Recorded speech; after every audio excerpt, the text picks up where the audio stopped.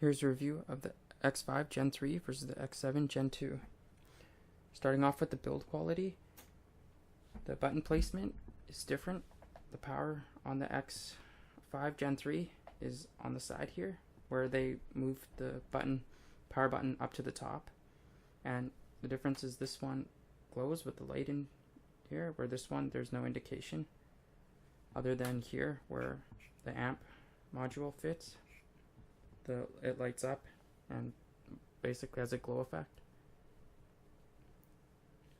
Both on the side here are about pretty much the same. They both have play and pause, and they both have the volume rocker. This one looks a little more slimmer on the X7, where this one is a little bit bigger. They both have the next track up and down, and they both have the inputs on the bottom. The X7 though has the line coaxial and output up at the top here, so with the amp off you can still send your music out, but it just won't power like headphones or anything. Like, it's not meant for that. You still need the amp module to use any headphones. Now they both come with a case, one leather case and one silicone. Both finishes are about pretty much the same. The only difference is this one, I believe has a screen protector on the back, and the texture is different, where this one is like kind of smooth and like you feel it metal, where this one kind of feels like a little bit of like a hard glass.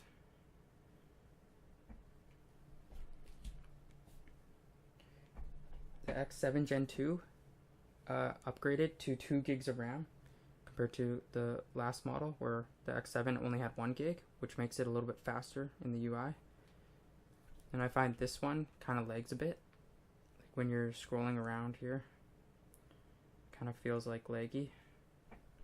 Where this one is a little bit faster. It kind of does have lag, but it's less noticeable.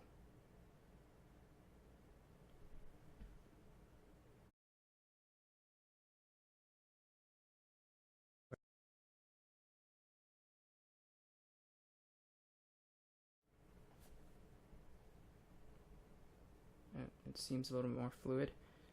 I feel like if your hands are oily, it kind of sometimes doesn't read your presses. But overall, they're both good players.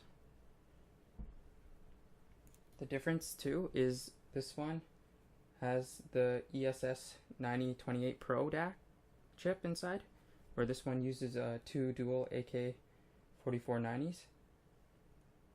And this one only does Bluetooth 4.0, where this one they upgraded to Bluetooth 4.1, but they both do aptX. And this one, the X7, can do the 5 gigahertz frequency with Wi-Fi, where this one's only like the standard 2.5.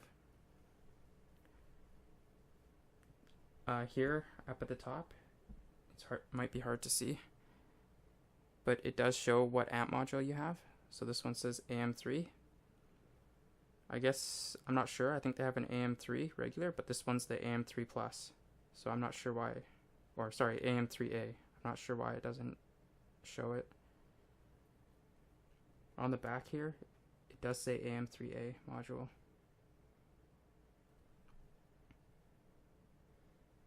Moving on to the UI. Here's what I've noticed, that pretty much both of them are the same. The only difference is the filters. So I believe this one offers more filters because of its Pro DAC. If you go to the drop down menu and you go to filter settings, and then you go to low pass filter mode, this one has basically everything the same except for the apodizing fast roll off, the hybrid basically fast roll off, and the brick wall. But again, I still didn't really notice much of a sound change. Depending on what headphones you use, you might hear a change in the sound, but I have not. So now moving on to the sound quality. So first, I tested both at 50% volume with the slow roll-off filter on the X5 Gen 3, and I just left the standard filter on that came with it, which was the apodizing fast roll-off. So the headphones I used was the Audio-Technica AD900X. I also used the X7 Gen 2 with the M50s, just the normal, not the X version. And I used it on the X5 Gen 3 as well. The settings were pretty much the same for the filter on both. On these players, I find that the X7 Gen 2 offers a better accurate sound than the X5 Gen 3. I find this one a little bit bass boosted, where this one sounds more accurate in the bass. It does sound punchy, but it's like, depending on the headphones you use, I find this one just more impact on the bass compared to this one. Both in the bass are both good. It could be because of the amp module as well, because this one might be better designed for the 3.5, because when you switch over to the 2.5, then the sound drastically changes. Like, to me, when you move over to the 2.5, the soundstage opens up more. And this one, you find that there's not really, like, it doesn't open up much. Maybe there's an increase, but like not noticeable as much as this one. But I think the this amp module is designed for the 2.5, where this player is more designed for the 3.5. 2.5 is just there, I guess, to fill in the void, like just to have it. But to me, it wasn't a significant improvement over the 3.5 of this player. Where this amp module, I would say is better in the 2.5 compared to its 3.5. But both players are good. For the 2.5, it feels like it opens up more. All the instruments are easier to pick out. Like, they're more placed in the soundstage, like in the field, where this one, you don't really notice an improvement in how the instruments are. You kind of do get a bit of an improvement, but not enough to like say it's worth going 2.5.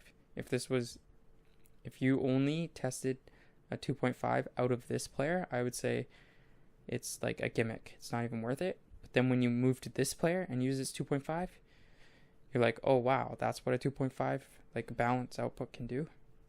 So you really do get a huge improvement on this one through the balanced output. But for this player, it's like not even worth it. But comparing both the 3.5s, I would say this player is more like better for bass headphones. Like, you get good lows and good punch. But this one is more accurate. At the end of the day, for me, I would pick the X7 Gen 2 because it offers the faster UI, updated features, and removable amp. For the sound, if someone gave me the X5 Gen 3, I would not have any problems with it. But when side by side compared, I would go with the X7 Gen 2. If going balanced, go with the X7 Gen 2 is the way to go. I don't know what it is, but to my ears, it sounds way better. Depending on what song is playing, what stands out to me is the bass slightly more emphasized on the X5 Gen 3 player. The X7 Gen 2 has a better cohesiveness overall. Thank you for watching my review of the X5 Gen 3 versus the X7 Gen 2.